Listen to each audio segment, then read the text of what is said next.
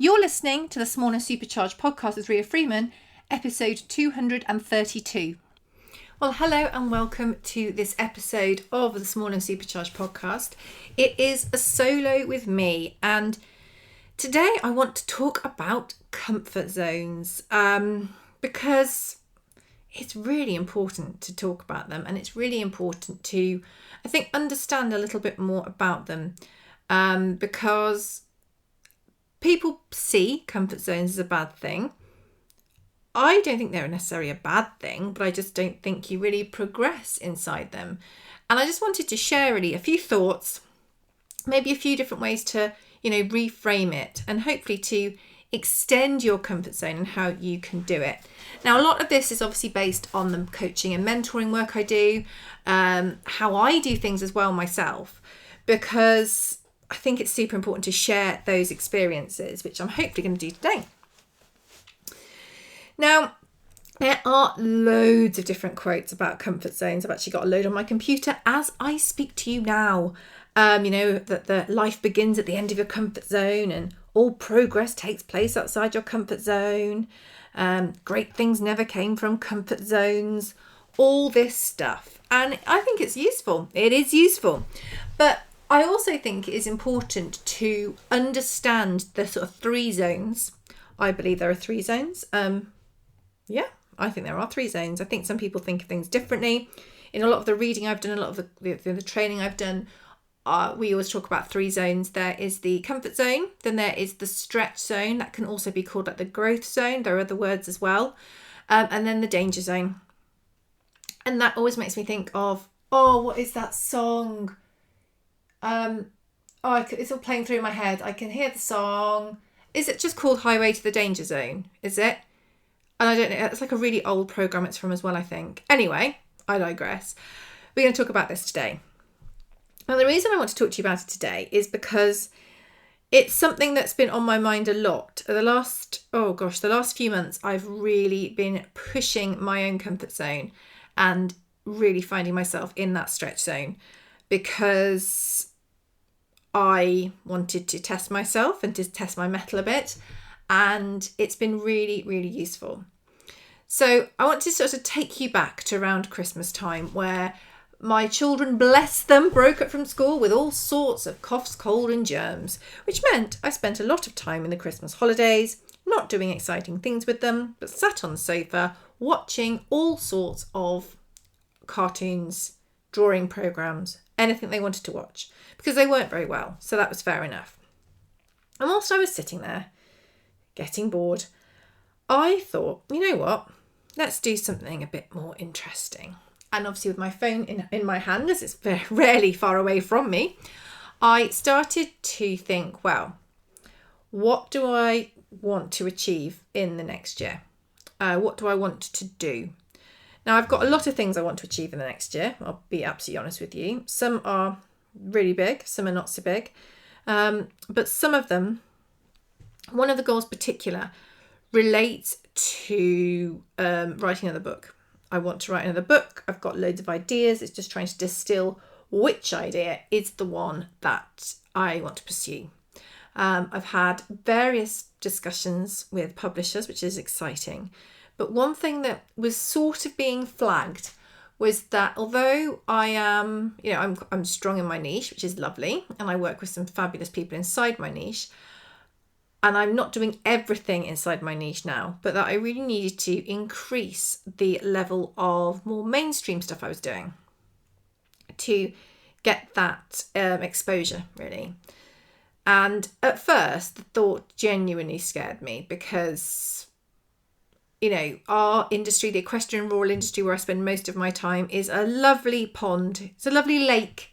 I like the lake very much. I know how the lake works. I understand the elements of the lake. I get it. And therefore, going out into the big wide world in a bigger way. I mean, don't get me wrong. I speak for more mainstream audiences. I work with universities. Obviously, my book can be bought by anybody. It's not just exclusive to horsey people. But it felt like quite a big step. But it also is important as a step along the journey for where I want to be. Now, obviously writing another book is just one part of the journey. There's lots of other things I want to achieve, but I just focused in on this one thing. And it did, hand on heart, feel really scary. And I thought, okay, well, how are we going to do this then? Now, as you know, if you follow me at all, I mean, I've written a book, so I do enjoy writing. I also write for a few different publications. I do a lot of writing, so I really enjoy writing. I like to think I'm fairly good at it. So that was going to be one of the steps to help me get in the mainstream more. So getting in more mainstream media. And I found various ways to do that, and very, very successfully managed to be featured on a number of mainstream websites. I wrote, altogether at this point, I've written 5 articles for mainstream websites. And it was exciting, and it's good, and it's something I really want to do more of. However, the key thing is, and what I want to highlight in this whole piece, is that whilst it was outside my comfort zone, it was into my stretch zone rather than the danger zone. Again, get the music going. And that's because whilst the idea of being more mainstream is definitely just feel quite dangerous, and actually from some of I got some strange emails and messages from one of the articles I wrote, which bizarrely was not the most controversial, but that's a subject for another day. But it was a stretch because so much of the stuff I was doing, I knew about. I know how to write articles. I understand how the media works. I can write to a deadline. I can hit a word count. I had studied the various places I was writing, and I understood a lot of it. I'm fairly confident in my ability to write. I'm not saying it couldn't be better. Of course it could, but I'm fairly confident in a lot of that. And if I was writing for something within my industry, it would have been full on comfort zone. But because it was mainstream, that took it to a stretch zone. So what I did was I just slightly pushed into that stretch zone, which therefore, when it went well, increased the comfort zone. So then I pitched more ideas, and that went well, and I got more of that kind of exposure. And that, again, just increased that comfort zone a little bit. I like to think of it like a circle, actually. Like a circle with a circle around it and a circle around it. So, and as you stretch your comfort zone, generally, the other 2 zones grow as well, I find. So that means if I'm stretching my comfort zone a bit because I'm doing stuff in my stretch zone, that's going well, and that's being taken into my comfort zone as something I know I can do and I can do well. That doesn't necessarily decrease the size of the stretch zone because there's always new challenges and bigger things, and that actually widens or increases the circle size of the danger zone because you're able to do more things. Well, that's how I view it. So if I was terrified to do any of the things I'd done, if I really wanted to write for a newspaper, but I had got no writing experience, I hadn't written for any magazines or websites before, didn't write much more than an email, my kind of comfort zone in this topic would be really, really tiny because I just wouldn't have any, not necessarily the skills, I could have the skills, but I wouldn't have the experience to give me the confidence to pitch. So what I would do in that case would say, okay, well, the first thing you need to do is do writing, is write things, is read about how to write well, is to put the research into those websites, into those magazines, and see what content style is working for them. And that then just grows that comfort zone a bit, which then makes you closer to being able to pitch and put something together. So that's how I view it anyway. So as I was kind of growing that, then I had an opportunity to be on the television, bizarrely, GB News. And because I can't quite remember the order of everything. I'm now concerned that I've got the order wrong, which is not deliberate. I'm pretty sure I'd definitely been commissioned for the first piece in mainstream media, and they'd liked it. And then I had the opportunity to go onto GB News to talk about the impact of the Royal Mail strikes on small business. And I went for it. And in a similar way, although I was, really kind of concerned because I haven't done live TV before, I have done live radio a number of times and I really enjoy radio. And I had been in contact with, and I'm sure I had been featured in at least one place at this point on mainstream media. So I had those points, which meant that although it was a little bit outside my comfort zone, I had done a lot around and close to it, which just meant it was just a bit outside and therefore in the stretch zone rather than the danger zone. If I had never spoken in public, if I hadn't been on the radio, if I hadn't done anything that was pushing myself out there before, the TV is a big step. And this doesn't mean, however, that you can't just go from comfort zone. Maybe your stretch zone is much bigger than mine, which is good for you. Maybe to you, that wouldn't really push you into that danger or that fear zone. And that's great. Everyone's is different.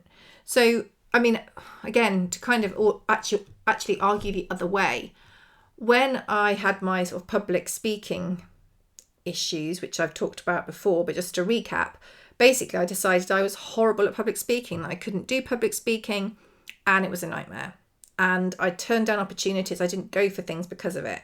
And then one day I just got absolutely fed up with my own rubbish on it and just thought, right, screw it. What's something I can do that will scare me and fix it one way or the other? And that was applying for a TEDx talk. I know. I don't say it's a thing that everyone should do. And I did it. And it was really good. And that really did grow my comfort zone hugely when it came to speaking. From that point on, speaking in front of 100 people was nothing. It was absolutely fine. Speaking in front of more than that, again, that's a little push.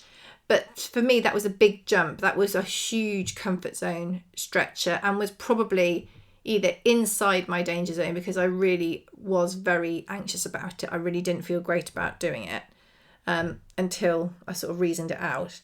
And it wasn't a proper threat. It's not like, jumping off a building or something. But it was an interesting one. And I feel like that was the closest I've come to pushing myself too far. Because if that had backfired, that would have been quite difficult not difficult to get back from, but I feel like it would have taken a lot of steps to get there.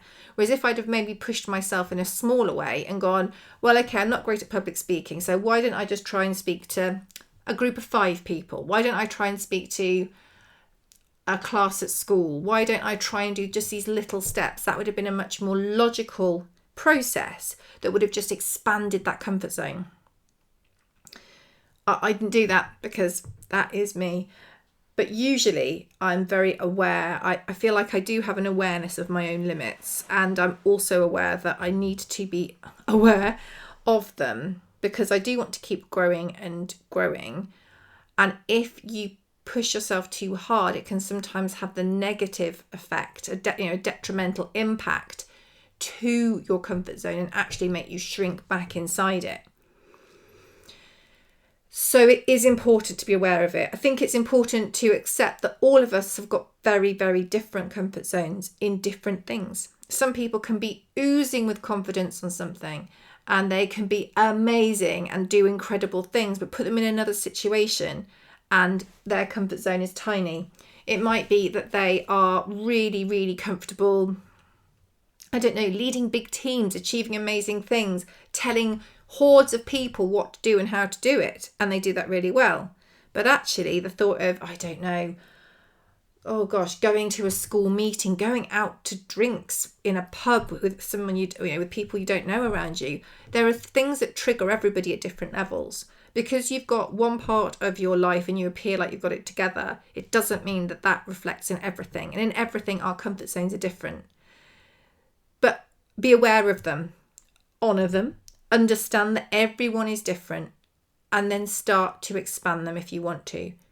And if you've got that big shiny goal that you're trying to go for, that big dream you want to go to, and you've just got no idea how to get there because it sounds terrifying, I always say to people, break it on down into steps. And this does many, many things. But one of them is it helps you to expand your comfort zone because you are doing things towards your goal and it's giving you confidence in your own ability and that you're able to do the next thing and the next thing. And that can then, because you've got all that form, you've done so well, it's just one little extra thing that's just in that stretch zone that then expands that going forward. It's a funny thing how it all works together, but I find I have this quite a visual thing that I think of, where is it in my stretch zone? If it's too close to the comfort zone, I need to push it further. If it's right on the line between the danger zone and the danger zone and the stretch zone, that's exciting. Usually makes me want to vomit. And if it's into the danger zone, I'm definitely feeling sick. And the weekend, I was asked if I would speak at the start of 2023, which was a really, really cool event in London up at King's College. I don't know if you've ever been to King's College. It is incredible. It is beautiful, amazing. It's 8 stories high at least, actually. I've got a video now. I'm thinking it's maybe more than 8 stories. But I went to a talk on the 8th floor, and then I went to a talk... I went to the 8th floor for a talk, and then I had talks on level 1 and the basement. It's a huge building in the middle of London. It's amazing. Now, any excuse to chat and I'm there. So I enjoy public speaking now, bizarrely. I really enjoy it. I get quite a buzz from it. I really like speaking with people. I enjoy speaking. However, this was mainstream, very mainstream. It was in the middle of London. I don't understand London at all. I mean, I'm getting vaguely better, but I'm not great on London. So that was quite scary. It was a mainstream audience, and I actually spoke twice about social media and podcasts. I haven't done a podcast talk before, actually. I've mentioned them in different talks, but I haven't done a sole podcast talk before. So that was, again, a little bit different, but matched a lot of the criteria. But for me, the big comfort zone pusher was the location and the slightly different audience. When you're giving webinars on Zoom, and I give a lot of webinars and a lot of talks on Zoom to a mainstream audience, it doesn't feel quite the same as everyone looking at you. I was worried that nobody would come. I was worried that loads of people would come. I wasn't particularly worried my slides didn't work because I don't like slides. That's a story for a different day. But it definitely got me not anxious, that kind of anxious, excited. And I remember waking up on Saturday morning and thinking, oh, feel a little bit sick. And I was sort of went on the train with Ruth, my long-suffering, essentially babysitter, but also very good friend. She understands London, I don't. And I was like, I feel a bit nervous, feel a bit anxious. But it wasn't that kind of anxiety or nerves that you couldn't function, that you were going to be sick. It was just that kind of feeling. That to me means I'm pushing myself. That means I'm trying. That means I'm doing something that is making a difference to what I believe to be true and what I believe I'm capable of doing. So whilst it was scary, and it did get the old comfort zone going, it was absolutely brilliant, and it was the biggest buzz, and I absolutely left there on cloud 9. And although I am still slightly tired, I continue to be on cloud 9. This Friday, so you're listening to this on Wednesday, I am flying to Germany to speak at Spoga Horse Creator Days, which will be amazing. And again, this is a bit of a comfort zone pusher, it's a stretch zone, definitely a stretch zone pusher, because whilst I speak a lot, I'm speaking on a subject I'm strong on. I'm speaking to an equestrian audience that I'm really comfortable with. It is in Germany, and I don't think I've left the country for at least 15 years, as in left this country, England. So that's fun. And I don't believe I've ever been on a plane on my own. I go on holiday with people, so that's definitely a comfort zone pusher. I don't speak a whole lot of German. I mean, by not a lot, I can say I'm English and don't speak German.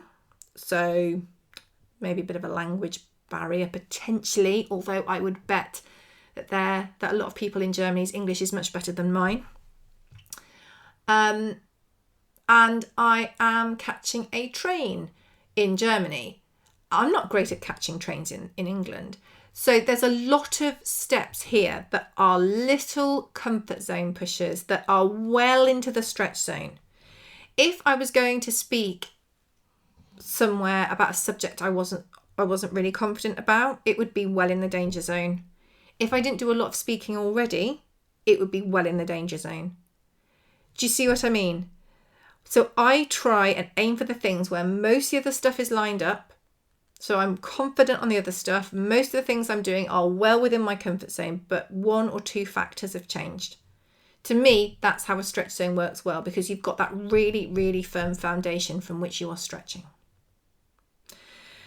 I hope that was useful. I would love to know your thoughts on this. How do you push your comfort zones?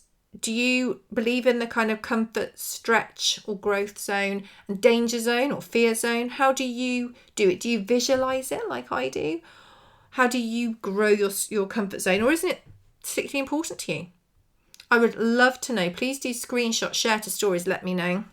Also, if you know that Highway to the Danger Zone song and you know what program that's connected to, I'd love to know that too. I will probably Google it as well, but do let me know. And of course, if you need any help with mindset, in addition to marketing, social media, and lots of other stuff too, don't forget the Small and Supercharged Mastermind group, which is my fabulous membership group full of amazing people to help you along your way. If you head on over to riafreemanpr.co.uk, along the top you will see Small and Supercharged Mastermind. Click on that and you will be whisked off to more information about the group and also an application form that you can fill in if you are interested. Thank you very, very much for listening today. I really do appreciate your time as always, and I hope to speak to you next week. Take care.